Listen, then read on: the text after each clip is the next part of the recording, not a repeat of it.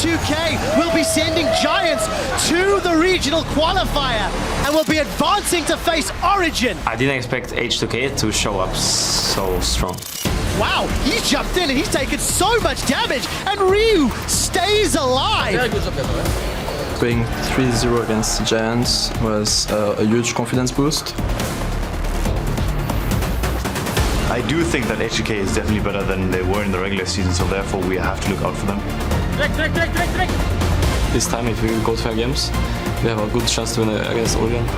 Niels jumped on by Lulex. Does he have the damage? Condemn against the wall. Yes, he does. Niels is unstoppable. If confidence means that I just go into the game and I'm not afraid of who I'm facing, then yeah, we're confident.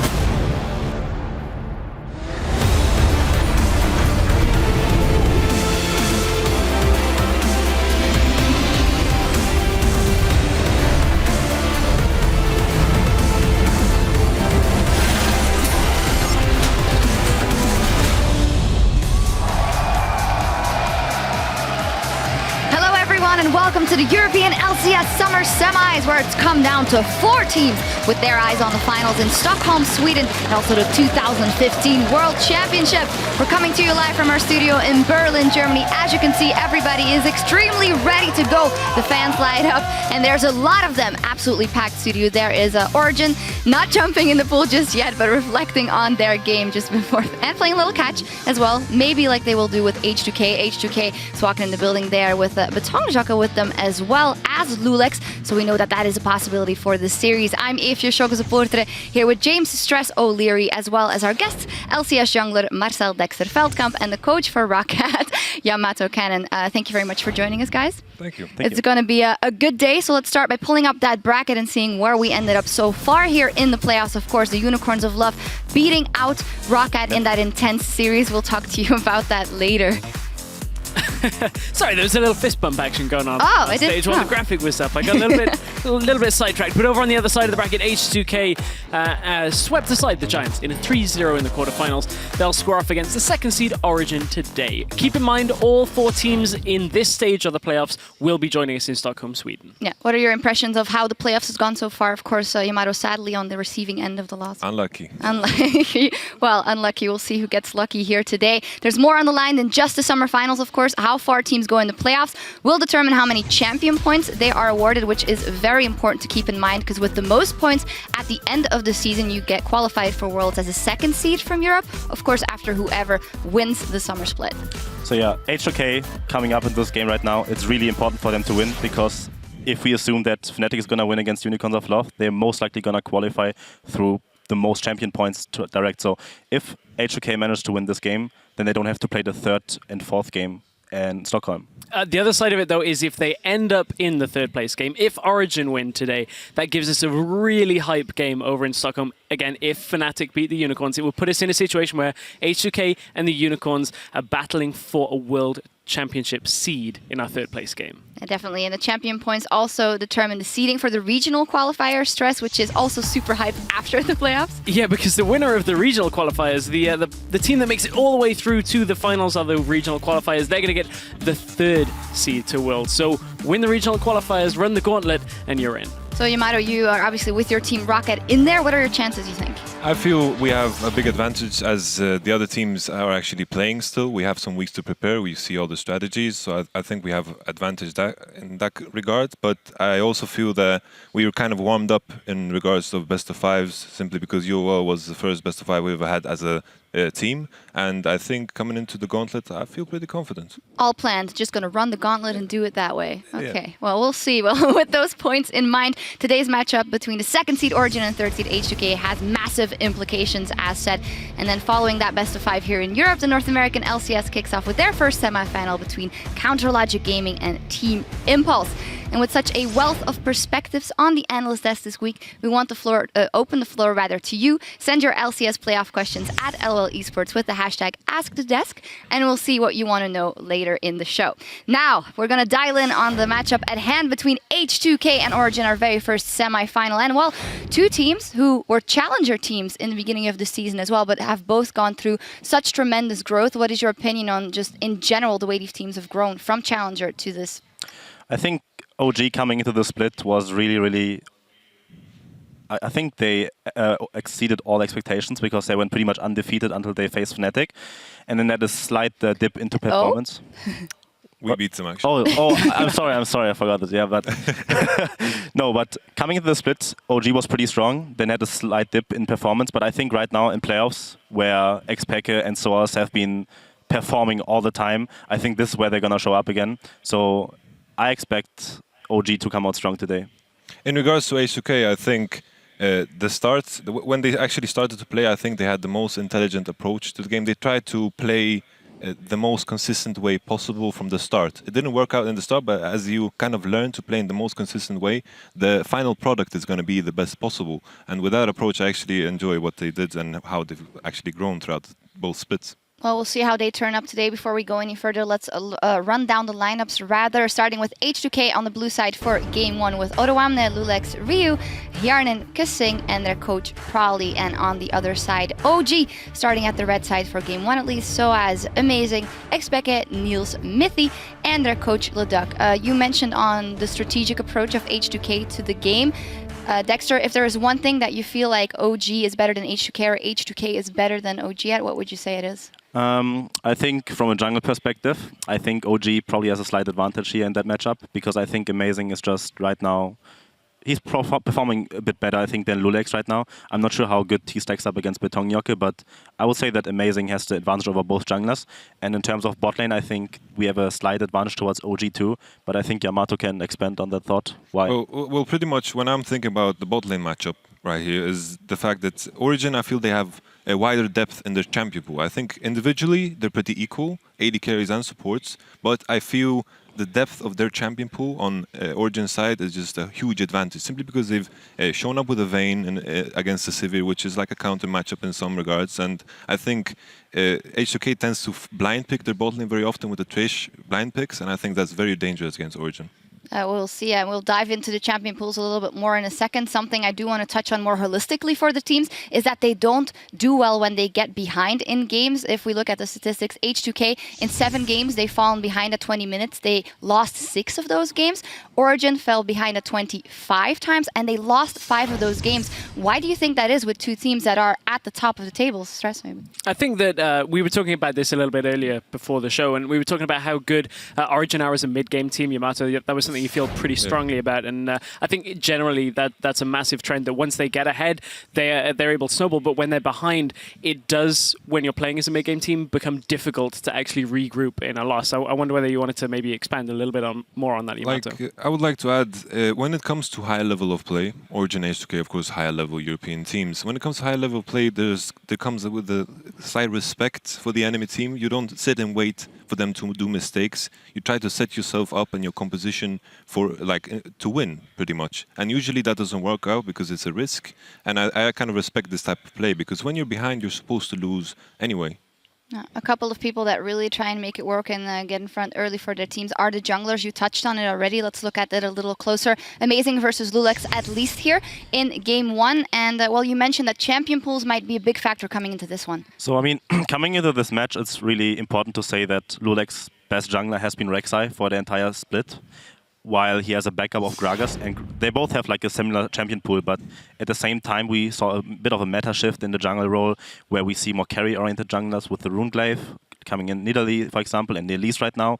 And we know that Amazing, when he was on TSM, he has been playing Elise pretty much as his main champion. So I'm not very concerned about Amazing, but I'm not sure if Lulex can play Elise. Or I think we saw Betongnjokke play it, but to what extent can they play it in the best of 5? So it's going to be really interesting to see how deep the champions pool are from Lulex. If Rek'Sai and Gragas both off the picture, maybe, because one gets banned, the other gets picked away, or I'm not sure what to see, but we have to see what the first game shows us pretty much, and if the jungle bans are going to be a thing.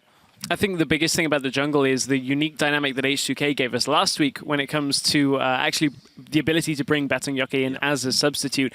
That's really unpredictable, but it also can have a negative impact on the team itself for H2K. I mean, you look at, for instance, top and jungle synergy, that is very different with a different jungler. And you know, when we look at the map just as a whole, we wanted to also focus in on the top lane. So if that does get disrupted, how will the different dynamics of the top laners play into this? Because there there are aspects of both Soaz and Odoamne that have very different styles when it comes to top lane. I mean, yeah, both have been playing different styles, but also obviously Rumble has been a very, very big pick for both teams. Soaz undefeated on Rumble currently, but I also think Fizz has been seeing a lot of play, and especially in this series, we're gonna see probably a lot of Fizz, while also having the possibility of Shen maybe. I don't see both teams as a Ryze player, but Shen might be a pretty big pick because both of the supports also use it. So it's a really big flex pick in that series potentially. I think it's interesting though with that one, if the Rumble's banned, if the potentially Shen is banned, will Soaz go to the off tanks when, or the AP champions when? We know Odoamne prefers to go to just straight up tanks himself. I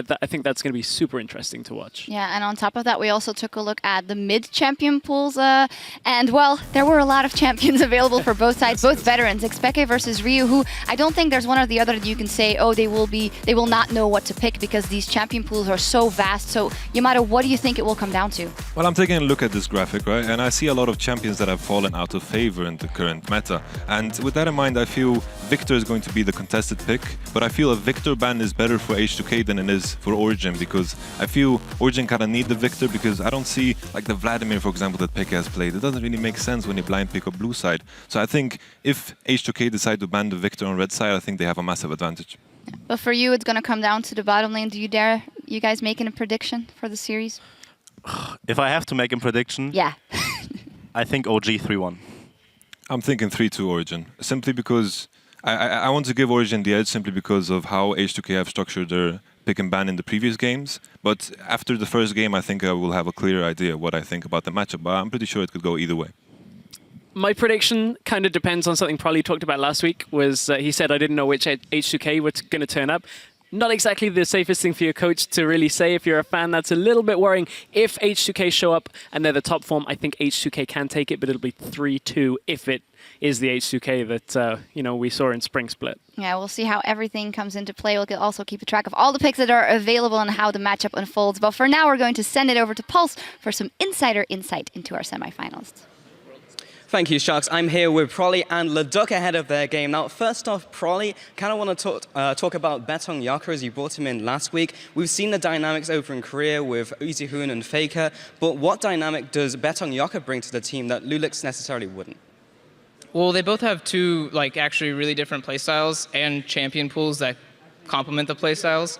So it's actually pretty nice because if we feel like the game really kind of needs a change, we have that option because they're just a lot more different than, what you'd think. Yeah, diversity, I like it. So, Leduc, in this matchup, you have a 2-0 head-to-head over H2K. Now, how do you think this matchup is going to go? How has your preparation been? Have you been focusing on H2K or just yourselves when you've been coming into this game? Our preparation was definitely focused on ourselves. This also has to do with the fact we played H2K in week 9, so we haven't practiced against them for more or less over a month. In the series against Giants, there was also not that much information you could get out of them, so it was fairly pointless to focus the preparation on them. Yeah, as long as we play our game, I think we're going to be fine. Okay, well, we'll see how it works out in-game. Now, back to you, Prolly. We had it over at the desk about how you said last week which H2K is going to turn up. How has your preparation been? Do you think the right H2K is going to turn up today? Man, yeah, with the Jekyll and Hyde situation, we really have to just mimic what we did last week and kind of bring that out. Today, I think everything has gone pretty well, so hopefully the right one will come out, but, we'll have to see. Okay, well, best of luck, gentlemen. We're going to throw it over to the caster desk to take away this game. Take it away, gentlemen. Thank you very much, Pulse and Analyst Desk. I'm QuickShot here to bring you this best of 5 with the help of Crepo and Deficio. And before we get to pick some bands, our friend Pyra is still under the weather, unfortunately. We're hoping he's going to get better soon so he can travel with us to Stockholm for the 3rd place and finals. Get well soon, dude. So, patch 5.14. It is the playoff patch for all of the LCS. Origen versus H2K. H2K are on blue side because Origen chose red side. What are we expecting, Deficio? Well, I mean, coming in here, we have to highlight that Lulix is playing in Game 1 for H2K. That meant they banned Elise against Giants in both the games he was playing. Amazing. Used to be an Elise player. I wouldn't be surprised to see that ban coming in once again. But the jungle, that's the matchup I'm looking at. Yeah, just see how well these support jungle synergies are going and if they change anything from their traditional styles. Because we've been off the grid, especially for Origen, like Ducky was saying, for quite a while right now. Things have changed. Even if the patch stays somewhat stale, things over time tend to develop into different directions. For example, right now there's tweets going on about Kog'Maw as an AD carry. Right now, teams are just playing Juggernaut a bit again, playing peel back and just protect the Kog'Maw with the necessary disengage. That could be a good strategy for either of these teams. I'm just wondering what they will bring out. So this obviously is a new thing now compared to what we saw in the quarterfinals. A lot of AD carry bans coming in with Sivir, Kalista, Vayne as the first three. Obviously Vayne has been a big pick for Nils. He's often one of the split pushers on the side of Origen before the group for these team fights. And then just full focus on Yanin. I feel like he has enough picks though when it comes to like Jinx and like the late game carries. Tristana, he's played it a few times. So H2K might just opt to run this protect the AD carry comp. Well, there is the Elise you talked about, Deficio. Priority on the AD carries. That means Corki should go up in value, something Origen have played a lot. And actually both of these teams have got phenomenal AD carries when you look at the league holistically. Traditionally speaking, yes, Corki goes up in value. However, Kog'Maw does extremely well into him in lane, and just later in the game, Corki obviously falls off because he doesn't scale that well if you don't really hit that mid-game spike.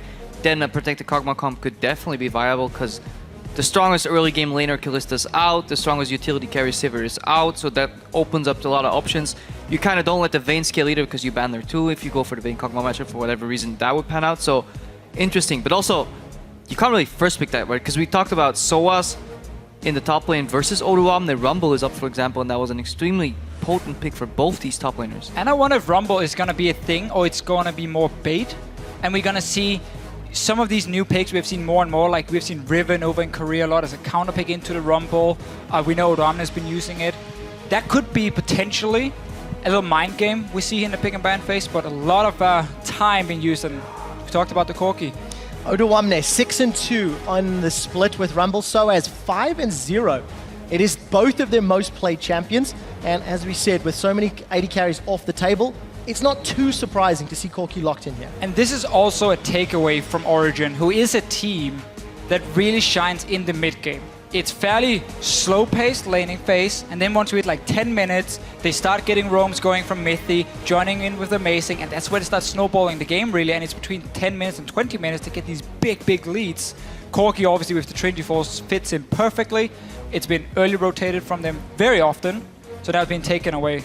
Now, while it may seem like an obvious bait for H2K to take that Corki early and Origen perhaps being prepared, you know, Janna might pull out the Janna Kog'Maw, I do like it in a first game of a best of 5 to pick something mid-game oriented with some aggression, because I feel taking the back foot and just letting time scale and taking it slow is fine in the middle of a best of 5, but I really like teams that come out swinging first game and at least put some pressure on your enemy to show something, to reveal something, and perhaps just take them off guard.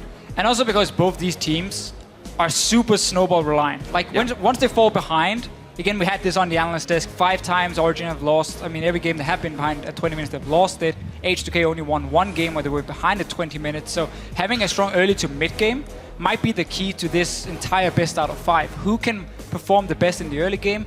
H2K tends to be through the lane swap, where Origen is more based on what Mythi and Amazing can do to try and snowball these lanes here. Now, a Shen coming in early, that's a good start though to start getting these lanes rolling. Yeah, Shen and Alistar locked in. Usually, traditionally, Shen is obviously a flex pick between support and top lane, but because they're locked into support, Alistar, 2 roles are set in stone. A lot of information given away.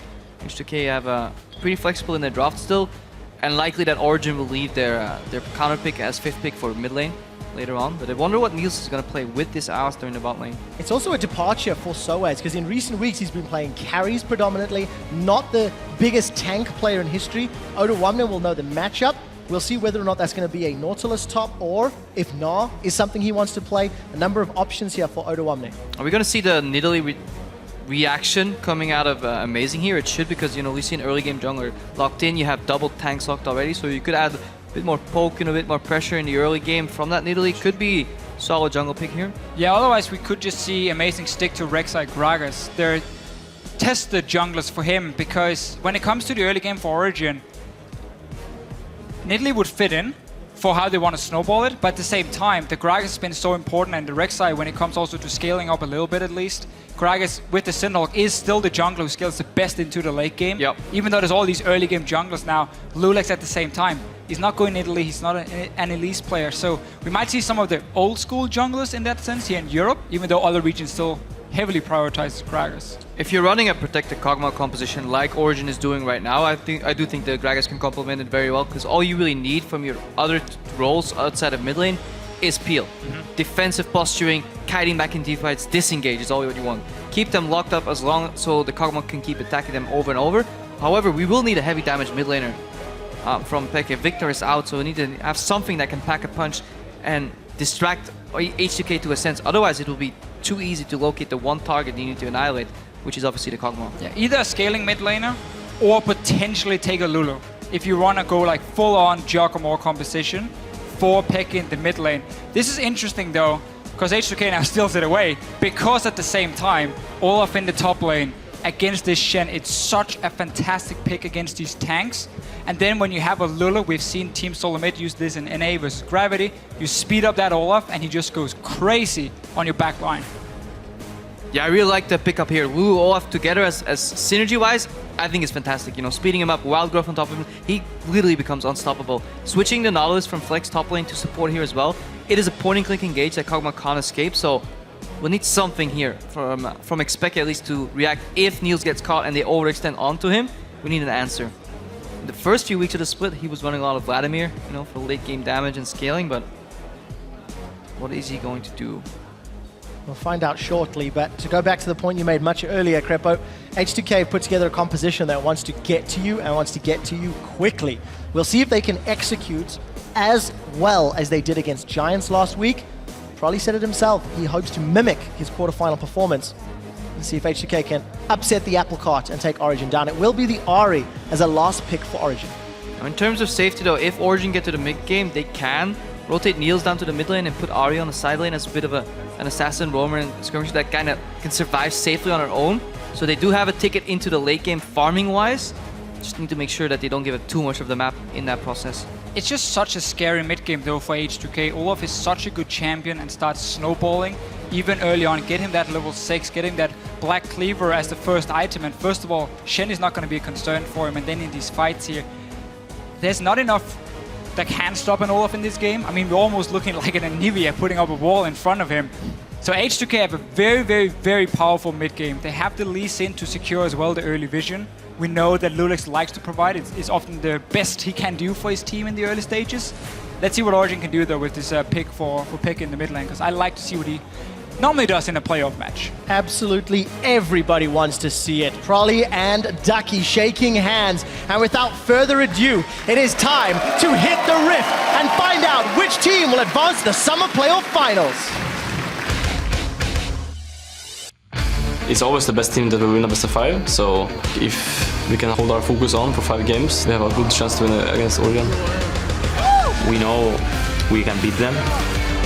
In the split, we went 0-2 against them, but I don't think best of 1s does matter that much. We want to win playoffs. If we win playoffs, there's nothing to worry about. I want to get to the finals. It's a really big day to us. It's a best of 5 between the second and third best summer teams. Origen versus H2K. We're on the rift to find out who will be our first summer finalists. And Origen sticking to what we saw in the last few weeks of the LCS, where they're starting using more globals. We had some Twisted Fate coming in, we saw Shen support, and now Soas playing it in the top lane. It is very important for Origen in this game they can use the window where Soas can TP down to the other side of the map and start snowballing the mid and the bot lane, because one-on-one against this Olaf, especially once we get that first item, that's where we start seeing the problems coming in for Origen. The real benefit of double global only comes out on the second cast though. If Shen ultis in first, then goes back to lane, teleports on cooldown, then teleports down again. That's where you get the clear value from. The card's going wild. Advantage Peke. Damage favored Origen. So H2K invading in, placing the 3 wards so we can basically spot every single entrance, needing just one around the mid lane to see everything. Origen obviously gonna mirror it. So not a whole lot happening here. There's too many syllables in Origen apparently. I want to see if H2K opts for, I wouldn't call it cheesy, but one of the things you can do with Olaf in a lane swap is where you go in and you make sure he takes some damage on these jungle camps in the early game. He can even tank up a few minions, and he drops fairly low on HP, so his passive kicks in, the extra attack speed.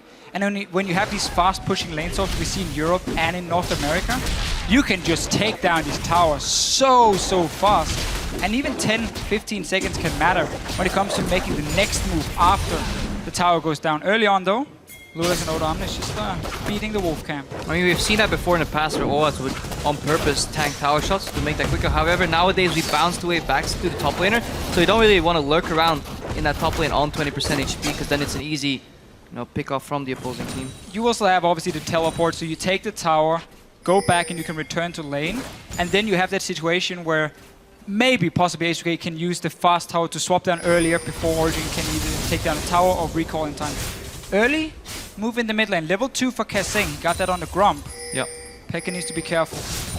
That is the benefit of doing camp in noticing that it is indeed a lane swap. You just give full XP to support starts roaming, and then mid lane's under pressure. Traditionally though in Europe, in lane swaps, mid lane has been pretty action-free. It's been a 1v1, no jungler involved, so should be a true test to the skill of these mid laners in the next, say, 3 minutes. Once these towers go down, lanes go neutral again, then we can see some roams and ganks. 3 people in the top lane, 3 people in the bot lane, junglers are jungling. Pretty standard European lane swap overall. And we had a bit of a discussion regarding the lane swap earlier this week between H2K and Origen, who's going to come out ahead. We can take a look at some of the averages here in terms of kills, dragons, etc. We'll see whether or not the averages hold true, because as you said, Origen have been in the dark for a little while. Yeah, interesting. Amazing join party in the bot lane to push the tower down quicker. He forwent the Krugs. Perhaps he did one big one. No? So basically, we got blue buff for Odomne. He took the one together with Lulex. Obviously, that's what you can do to the Sin pick. You don't really need that blue buff early on, so he's going to get a bit of an advantage. And of course, he bounced the wave up top. You're going to have to see Origen as a team is sending back Soaz. So this wave is going to push down towards Odomne as long as H2K bounces it correctly, which means Soaz might be in a little bit of trouble when it comes to catching some farm. And that was the reason Amazing showed up bot. They realized that this tower was going down too slowly, but in their strategy, Origen seemed to favor bouncing the way back to the Kog'Maw, who has farm priority #1 to get him fed in this composition. So they want to get Soaz back to the top lane as quick as they can. That's why Amazing stopped jungling, went down to that tower. Interesting adaptation here. Let's see if it pays off. Obviously, Kog'Maw, with the safety of his turret behind him, wants to keep farming. I would love to see Lulex go top now, once this wave starts pushing down towards Odomne, and take an early gank on Source. If you can shut down a Shen in the early stages, he never gets to apply that global pressure without losing something. Both junglers are thinking the same though. Amazing is here to protect his top laner. Lulex gonna connect though. He does. There's the resonating strike. Amazing's in a little bit of trouble before a decent trade. Forced to flash defensively. Odomne has Ghost. The Viking is coming in. Another Sonic Wave with red buff connects, as does the Undertow. Amazing and Soaz turn back in. First blood may be secured by Origen, and it will. Soaz flashes forward. It's a trade. Equalize. Odomne now has red buff and will stick in lane with those vicious strikes. So both top laners here getting the early kills. Lulex, he jumped in on his own, and we saw Odomne with the Ghost. He was trying to follow. Obviously doesn't have the same kind of mobility as the Lee Sin, so a trade. Wave is still pushing down towards Odomne, so he's gonna have a small experience lead from this one here, because Origen decided to send Source back to that top lane and say, you're not gonna stay, but that's for Nils here on this hyper carry. Good read by Amazing, showing up where he was needed. Luckily, he gets the body slam on Lulex. Can't imagine how that play would have went out should Lulex have flashed the body slam and still kept going aggro, because then obviously Odomne could come in, connect those axes, pick them up again, throw them out again, and eventually kill both of the targets. So good thing for Soaz here. He's actually leading in CS now too, because he managed to safely push in that wave, because he had the better HP at the end of that trade too. Talking about the lane swaps, this thing seems to now have settled down a little. Towers traded to Fisher. I believe you cursed H2K earlier in the split. Yeah, sorry. Breaking down their lane swaps, and then all of a sudden H2K started to fall to pieces. This is not the same mistakes that we're seeing towards the end of summer. Even trades back and forth between both teams. Yeah, it's what we saw against Giants as well for H2K. They were so much better in these lane swaps, and it gave them a huge advantage in game 1 and 2. It was not until we saw standard lanes that started struggling a little bit. I think taking a bit of a trade. Not a whole lot's gonna happen here. Now we kind of reset the whole map. We're back into standard lanes. 80 carry-wise. Nils is slightly behind in experience, but he has the wave pushing in towards him. Yeah, lane is a little stale and rough at the earlier stages, but once these carries hit level 6, then the poke potential comes in. Obviously, the better skill shot master will end up winning that lane, but obviously Kog'Maw scales better. Both are aiming for a Triforce spike, but I think Triforce on Kog'Maw is such an interesting concept because it's like an early mid-game spike item on such a late-game hyper carry. Just a contrast here. Oh, a little bit of an engagement middle. Amazing and Lulex, they're both reading the same playbook because they're both in the same area of the map once more. And Lulex been very, very active. Notice how the top lane was pushed. Odoamne. Hey! Fine. Just checking, you know, he wants the pink ward. But notice how it's Odoamne with the pressure in the top lane. Being that Lulex can freely be around the top side and move in for a gank, he finds amazing, he forces a flash. So decent start for him on Lee Sin despite dying up in that top lane. However, in the Shen Olaf matchup, yes, Olaf will have the pressure, but from level 6 onwards, Soaz can always arrive at a whim. Just simply cast the ulti, worst case teleport afterwards, and you're still fine. So good read from Odoamne to use that one level advantage where you can make a pick where Soaz can't immediately react. And that's why we're gonna have to see H2K. Once they shove in the top wave, that's where you can start making the plays. Once you see Soaz stuck on a tower and Odoamne is free to roam as well, you can use him. You don't want to take a fight otherwise if you know the Shen can just join in instantly. Because that's why he's the strongest, when he's using his own lane pressure onto the other lanes with his global. Early Dragon started from Origen here. H2K not responding at all, staying very far back on the map. There we are. We did see Kissing just on the side of your screen. First time playing on this Nautilus. I believe he caught FLICKR with that dredge line, but Dragon number 1 goes to Origen, taking advantage of H2K's back timing from that bottom lane. That's despite H2K having very good early vision in the river. Notice the 3 pink wards around mid. Rio has been having basically a safe lane where you can just constantly shove it in when you play against these roaming assassins. If you keep them stuck under their tower, obviously they're never going to be able to leave without you spotting them, and their kill pressure goes down for FLICKR. We know also he is a mid laner who likes to sit, obviously, and farm in the early stage. Soaz is baiting in Odoamne, but look on your minimap. Approaching is the cavalry. Kog'Maw and Alistar are on their way. Soaz might be able to just bait in Odoamne and make him a little bit too overconfident. However, bot lane is empty, so they should spot that ward. Bottom lane here for Origen as well, so they can spot where exactly the support or AD carry will be. The lane's pushed up. So Origen are working with a lot more information right here. Well, there's the Ragnarok burn. The moment the taunt lands from Soaz. And with the support, it looks like Origen have set their sights on another outer turret. Nobody from H2K has responded yet. So Origen are going to get a little bit of time to get some auto attacks down. Kissing did read the situation though and recalled very early from the bottom lane to join. Odoamne here, they might even try and look for something. Still 3 guys. Odoamne, he's toast. He's no ulti, gets taunted. And that was just too easy from Origen. Yeah, you can't go for that play when your Corki is pushing out the bot lane. You know the top side of the map is populated by 5 Origen members in the worst case scenario. But the worst case scenario is also likely because Hjarnan has been pushing that bot lane constantly, has found nobody defending that at all, and now obviously Soaz has one of his 2 globals, 1 teleport summoner spell used to go to the bottom lane. Good adaptation, good map play by Origen. And now Lulex has to show himself in the top lane to defend the wave. That opens up for Amazing to get a free gank on the other lanes, even with Shen teleport available. Whenever you force that jungler to just sit and defend lanes, it gives you so much information on the map. Amazing gets a Rift Scuttler, check the mid lane as well, because Lulex was sitting there trying to clear out the last few waves. Big mistake from H2K. They could just take the wave and just farm. You don't have to force anything right there. Origen not overstaying their welcome in the top lane. We can see that Niels has already back to pick himself up a Zeal before resetting back into the lane. And the lanes have just swapped now, once again. Odoamne and Soaz move down to the bottom. And as it stands, Origen have just got small advantages that they keep accruing as the minutes roll by. A little hesitation from Niels. He went to the left side of his base, only to turn around and go to the bot lane. It seems that he values the safety of his own turret behind him over pushing potential on an extra turret from H2K. I think that's the right choice. When you're playing a late game scaling hyper carry with a protected Kog'Maw composition, you really just want to be safe. He picks up the jungle camps along the way as well, as you can spot on your minimap. Mid lane's trading even, and Amazing, he's just providing pressure just everywhere he needs to. Even if it's in full vision, he doesn't really care. He can still start clearing one of these 3 defensive pink wards from H2K, and Origen can slowly creep out the vision on the minimap. Well, we can see how Amazing needs to always respect where Lulex is, because he's fallen slightly behind the early stages. 7 on the start of Lulex, 6 only for Amazing, so he doesn't want to go all in for the gank. He's just there, as you said, Krepo, to add a bit of pressure, help maybe clear out some vision. This mid lane tower is open though, because FLICKR used his entire mana pool and recalled. H2K though, not going to be able to take down, because Origen, again, both teams are constantly just moving members between these lanes and trying to always respond to each other. This obviously leaves open both sides lane. Shen is pushing on an empty lane.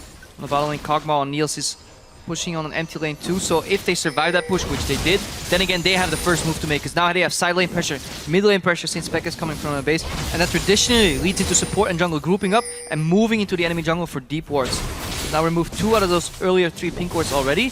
So Origen, they were at a risky point, but they didn't break, and now they can capitalize on that advantage. Yeah, I don't like the fact that Kesing is following Jan to the top lane here. It's just a Shen on his own. That meant the bot lane suddenly was super open, and Origen walked in, got full vision. Lulix can't do anything on his own. He needs his support to help. So at least we have a 2v2 battle. Always with respect, though, for the potential globals that can join. Source is gonna get all the 5 minutes. Look, he's sitting ready in the bush in case a play happens. Otherwise, he's just waiting for the wave. We did see the moment Oduwamne moved into the bottom lane and Origen pushed into the tower. Neil's backed away. Origen not only have some deep vision, they've got the fan support behind them, and both of these teams seem to be reading each other's moves relatively well. Even on gold, even on towers. Other than the dragon advantage and some vision that Origen have deep, they may have control over the pit once it spawns for the second time. The way the lanes were distributed about 1 minute or 2 minutes ago, that's exactly what Origen want. They want the enemy AD carry to face off against the Shen without turret pressure. There's no way Kiana was going to get that tier 2 tower down. That means any fight, any play, any action on the bottom side of the map will result in a straight 5v4 since Corki can't cancel Shen ultimate either. Such a just big pressure and map advantage for Origen. Then they can get deep vision, and they will likely try and capitalize on that division with a dragon. However, that's what H2K is trying to prevent right now. They're trying to ward around the dragon pit. You see in your minimap, Lulex is skirmishing around right there. We can also see how Yanan went back, couldn't afford the Trinity Force, so instead upgraded his boots to be ready for this dragon spawning here. Everyone has the timer, obviously, especially here in 5:14. So now H2K setting up. Black Cleaver is completed. That's the first big spike for Oduwamne. And then also the boots now for Yanan. There is 1.4k gold unspent on Neil, so he has the base to get that, and dragon spawning in 10 seconds. Pressure's in the mid lane too, so Origen, their timing's not working out for this next dragon. Just wanted that one more wave to be able to afford the Trinity Force for Nils, and that's gonna give up at least the river control. H2K might not be able to get anything else. However, if they lose dragon, then they can capitalize with an extra mid lane tower that likely will be exposed. You know, teams moving to dragon, leaves mid open, you can punish that. You can roam to the top side if SOAS can manage to get the push going. So there's still options available because H2K did not manage to take that dragon in that 20 to 30 second window. Due to this fairly slow early game in the mid lane at least, Pekka didn't go for the Luden's Echo rush we've seen a few times. If you get the large rod on your first back to 1250 gold, so instead, Morel Nomicon, not the same kind of burst, but in a long extended fight with a cooldown reduction, Pekka can still be very dangerous. It feels like H2K is afraid to commit. They had a distinct window, 4v5, if they tracked the items on the Kog'Maw, if they tracked his base timing, they could have known that he had to base, or at least be 2 items down in a team fight with an earlier game AD carry. They could have contested that dragon, they could have taken that dragon, especially with their composition, which thrives in grouping up. You want to speed up the Olaf, send them in, land the initial poke with Corki, and just straight up engage, but they're giving Origen these dragons pretty much uncontested.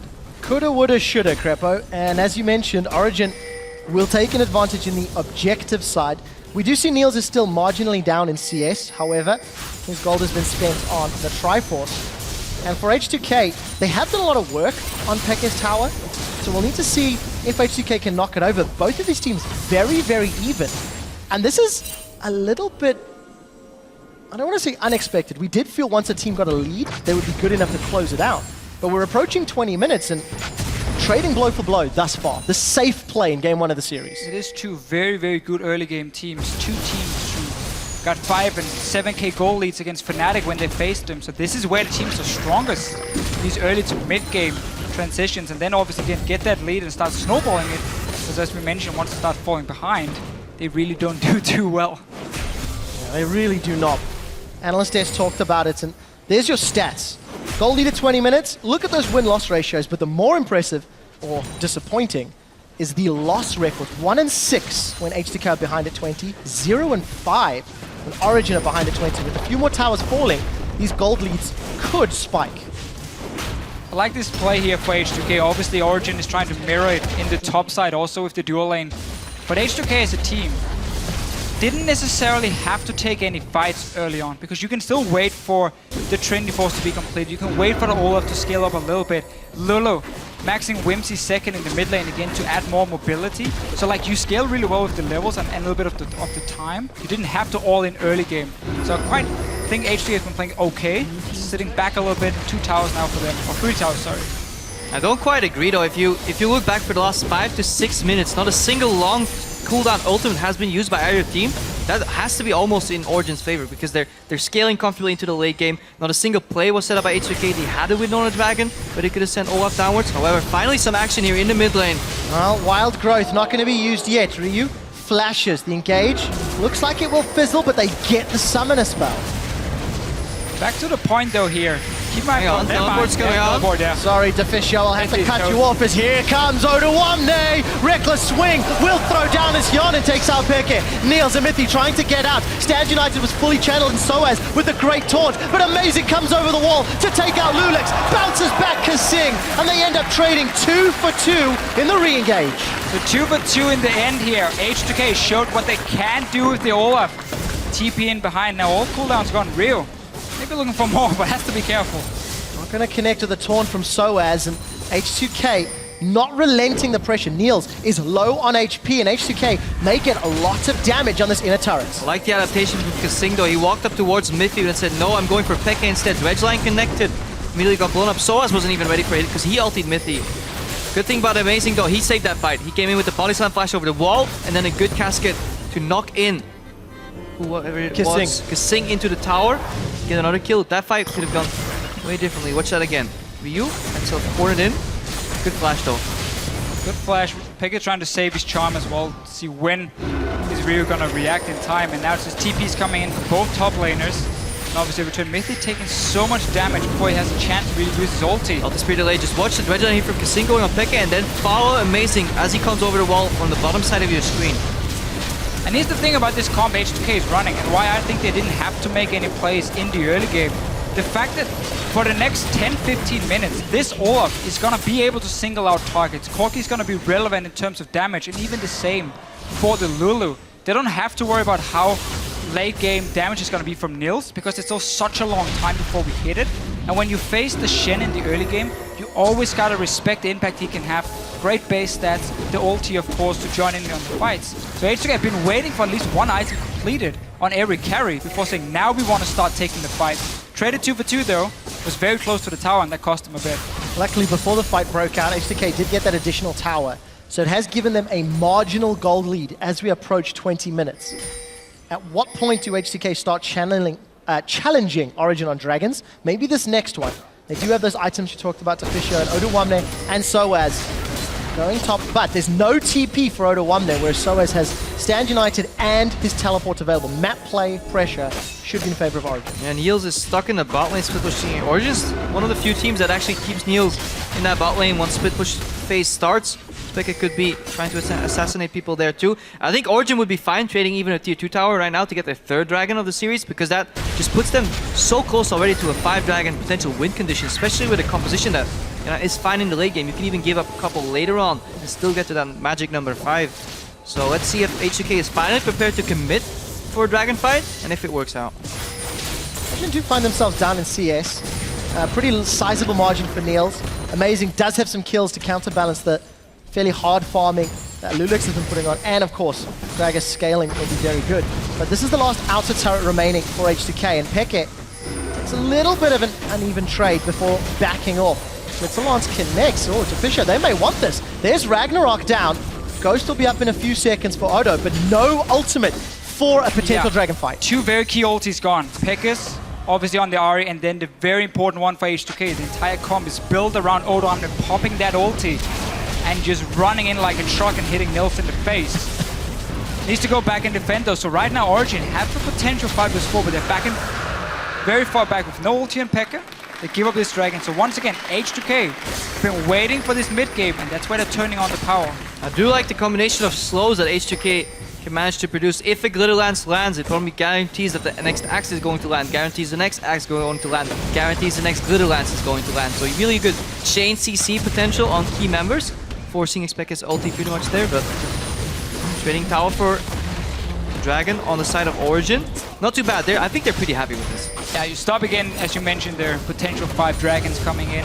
Getting the first one amazing. Takes away a bull for himself. So Origen staying around the Baron on top side, but don't really have any vision to place and secure anything. So once again, Dragon is gone and all the teams reset the map a little bit. H2K has no reason to go in and face check this Baron here.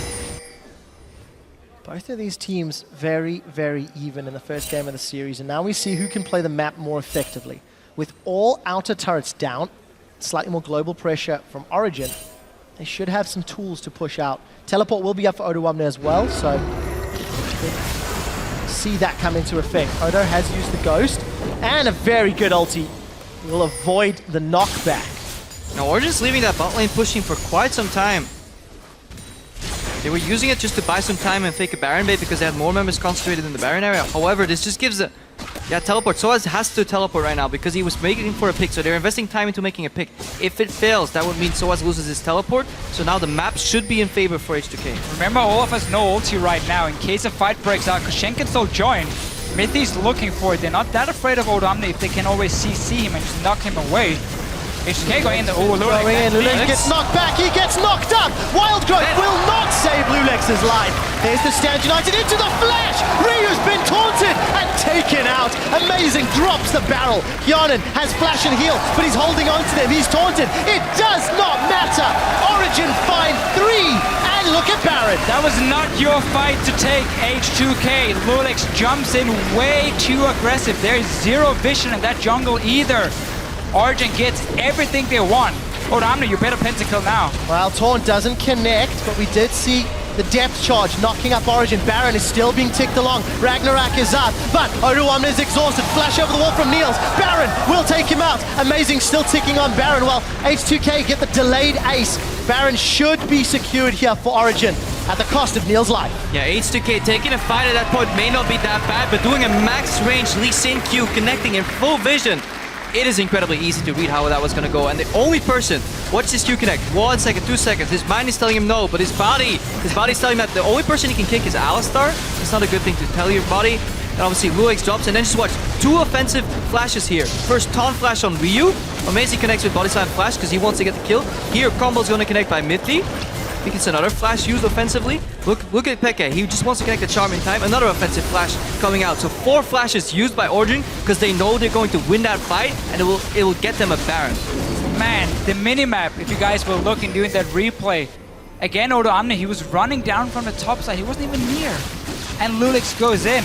That is so difficult as well for teams because how do you tell that guy, don't jump, and he's already in his mind being like, I can make the big play right here. I can get that kill, secure the Baron. And the team is just be like, no! And he's flying in, and then he just dies. Do you think it is because he has a substitute on the bench waiting to potentially come in? Is that, because you say always like, yeah, when things go bad, we can have a sub coming in. But when you have the guy really sitting there waiting for you to make a mistake, perhaps that prompts you to make these plays where you think, yeah, I have to show something big or I'm out. I have to carry, or I may get benched. It's a question we may have to ask H2K later, because that team fight cost H2K 5 kills in total, a few thousand gold, the Baron, and with the global pressure from Stand United now available, Soaz is going to have a lot of fun pushing these lanes out. The rest of Origen are grouped down bottom. Yeah, we just talked about how these teams are so good at pushing the leads they have. Origen already gonna use the long range of Niels, but he has to be so careful getting close. You never want the first axe to connect when you have no flash on the side of Niels, because then the next one is gonna fall on the next one. So as though, as you mentioned, just by pushing, you buff up these minions. Love it. Second item, Thorn Mail, to counter both Olaf and Corki. Hell, even Lee Sin. He decides to throw some autos down, and with the response from H2K, Origen now have a large number of auto attacks on the bottom turret. Explosive cast used to slow down the engage, but Amazing should be tanky enough to escape, and it looks like the cannon minions took out the tower in the middle lane. So advantage Origen once more. Not sure if Lulex didn't have a ward to connect to there, because I think he honestly could have kicked back Amazing and killed him this time, but he played very defensive instead. Instantly just jumped back to the minion. So H2K managed to defend at least one tower, but they're still now falling behind. 2 dragons, third one coming up soon. Origen, prime position to take the next one. And H2K's window is closing. There is one small solace from the last few times we did see Origen, when they had a lead and when they were pressuring towers, at least towards the end of the split. They sometimes stuck around a little too long. They sometimes got a little caught out. That's when they were playing for fantasy, though. This time they're playing for a potential pickup to go into Worlds. I think it'll be a slightly more tempered execution. I liked it at the start of the split, you know, going for those extra kills. Fancy Niels having the highest KDA of a single player in the history of LCS on this Urgot game, I believe it was. Not quite as audacious this game, and they don't need to. But right now you see the difference as well in just instant builds. Even though the build for Corki and Kog'Maw are pretty much similar, maybe just the boots differencing, but in terms of gold spend, so much more damage on the side of Kog'Maw already, and the game's only 27 minutes in. It's only gonna get worse.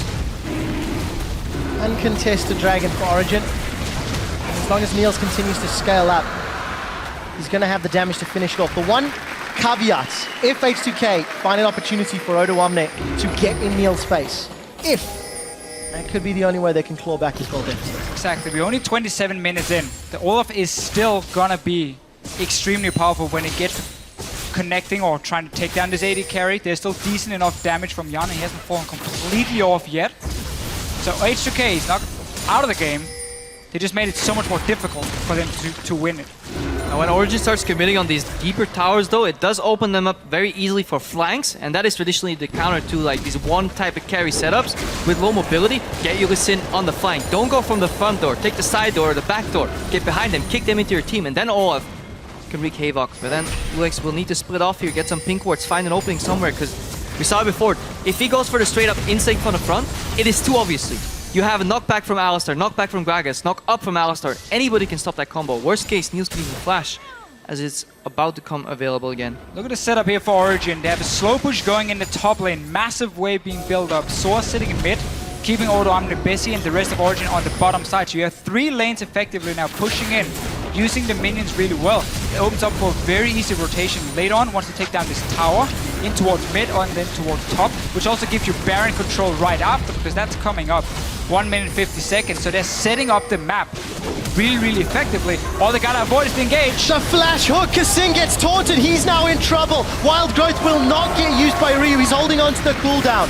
Support from H2K dropped as Origen looking for an escape route, a re-engage from Amazing. Here comes Odoamne. He's ghosted into the fight and we've got a battle on 2 fronts. Lulex is being focused out by Soaz and Amazing before using the kick defensively. Amazing should be dropped. No! He stays alive. Soaz connects with a taunt. We did see a kill off screen. Odoamne is down. Soaz and Amazing zoned Hjarnan the entirety of the fight, and Soaz is going to get out alive. H2K keep taking fights where Odoamne is not there. He's the key part of your competition.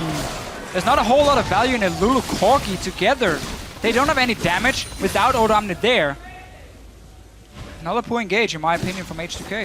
Yeah, very forced hard engages, and the problem is if the enemy team spends time killing your support, like here on Kasing, for example, look where Odoamne is right now.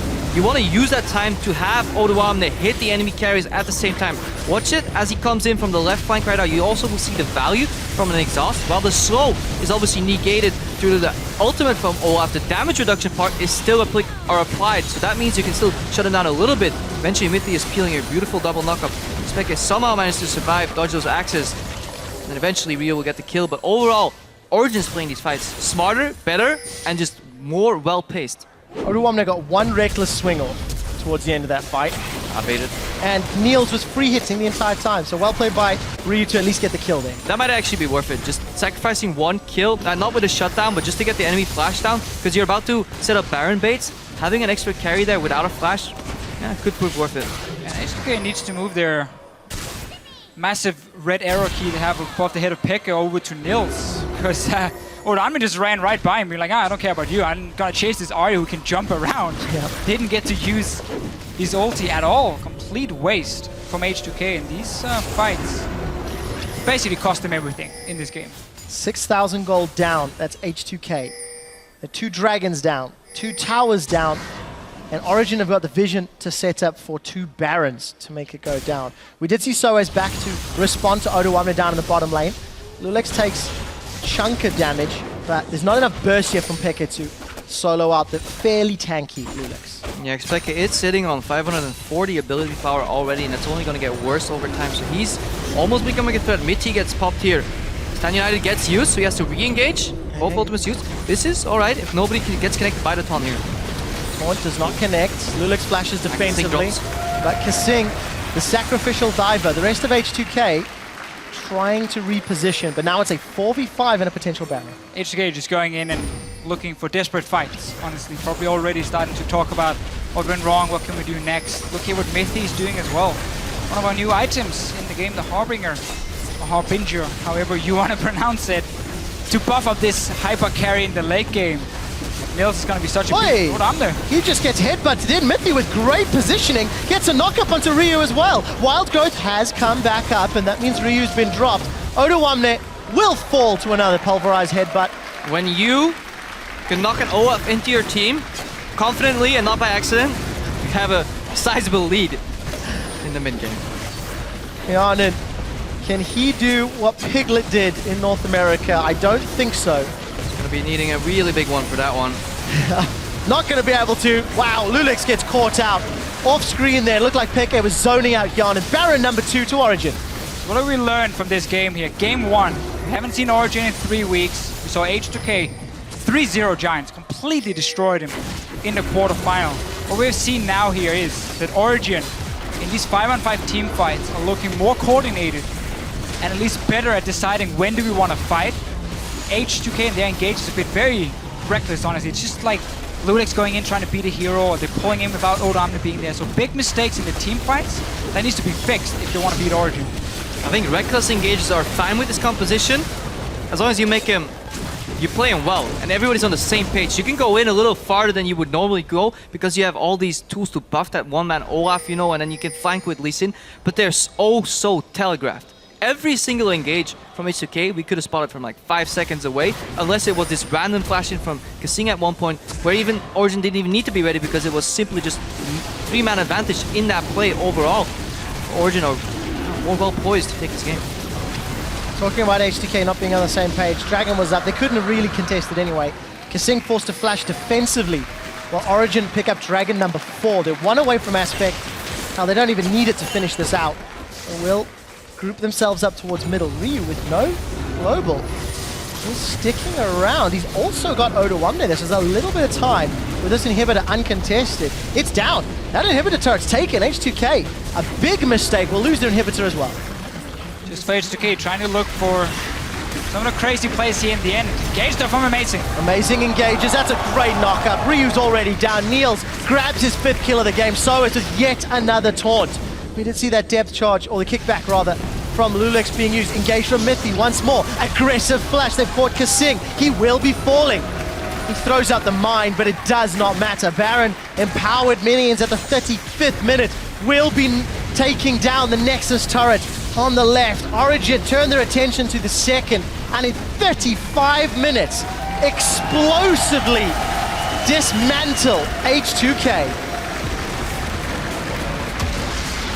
For me, it comes down to hesitation, especially on H2K side. That second Dragon, I think, is something that just highlights the entire series so far, because they could have easily moved in, put up vision, worked together as a team, contested that, realized that they had the bigger power spike, gold advantage. They just weren't as aware of their surroundings, both in their map plays as in their engages. So often, you pointed it out, they went in.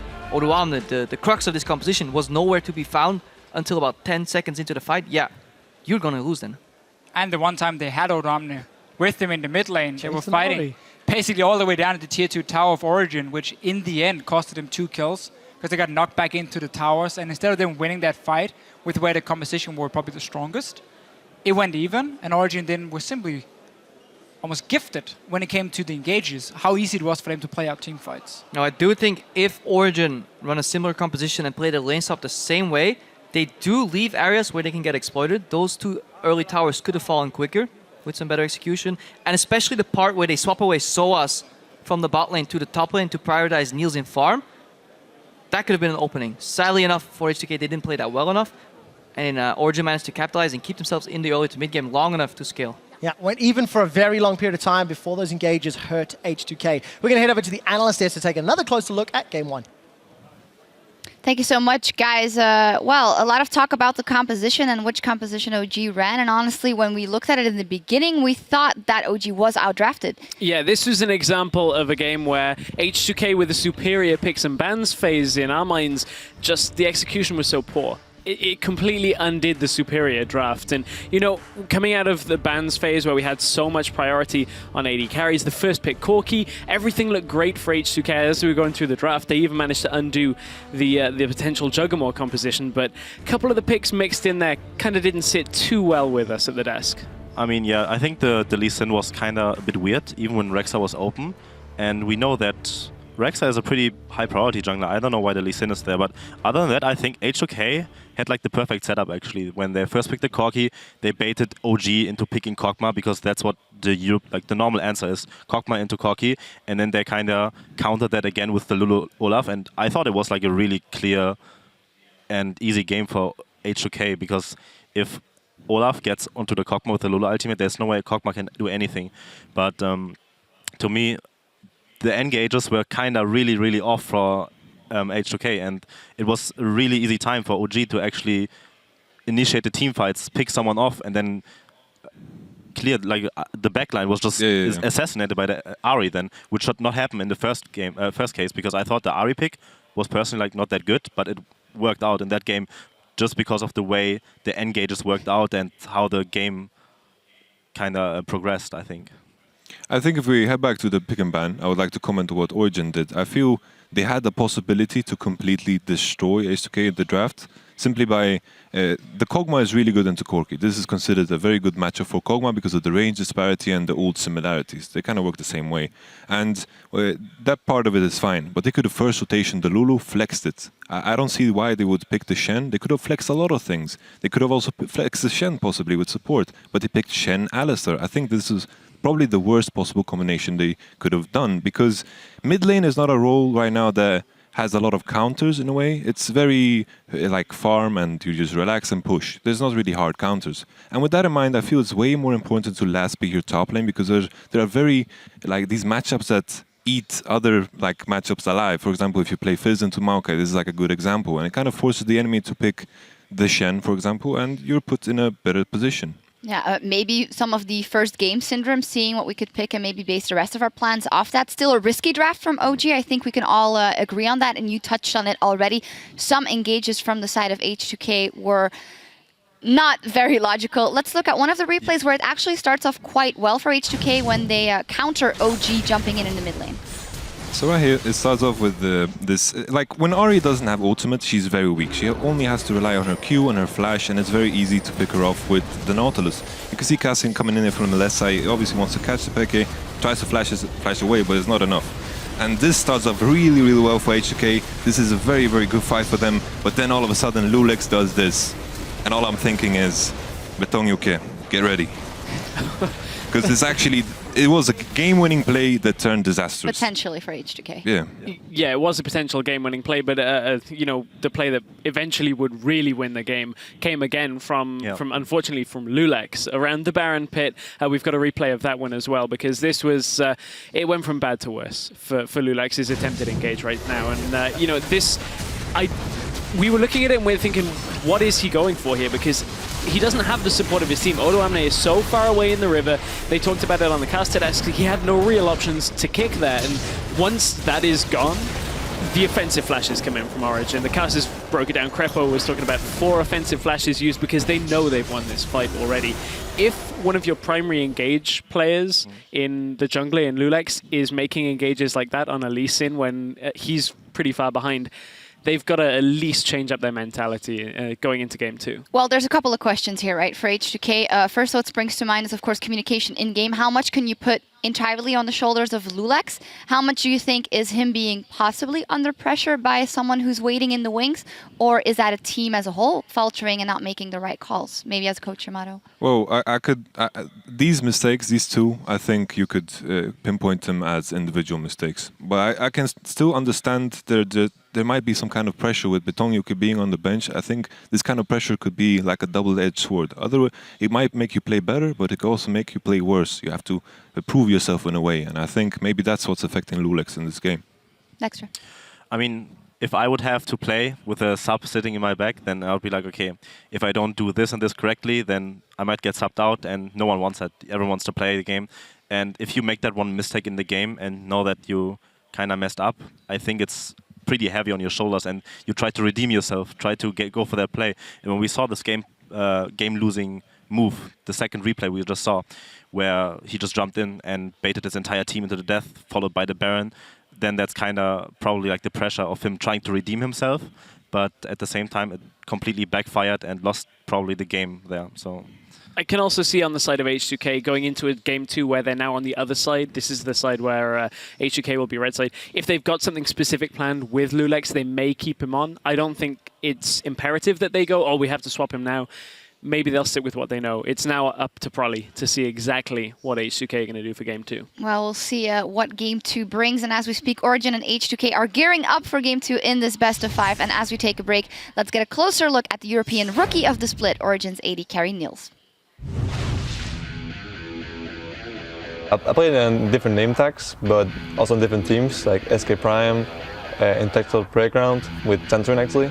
But other than that, I was playing solo queue all day long, like having 2 accounts in the top 10 of Challenger, waiting for, my time to come. I was 17. I told everyone that I'm not gonna be here next year because I'm gonna go pro no matter what, and they were like, nah, you're not. And then 6 months later, I showed them my first LCS offer. I asked my mother what she would think of it if I went pro.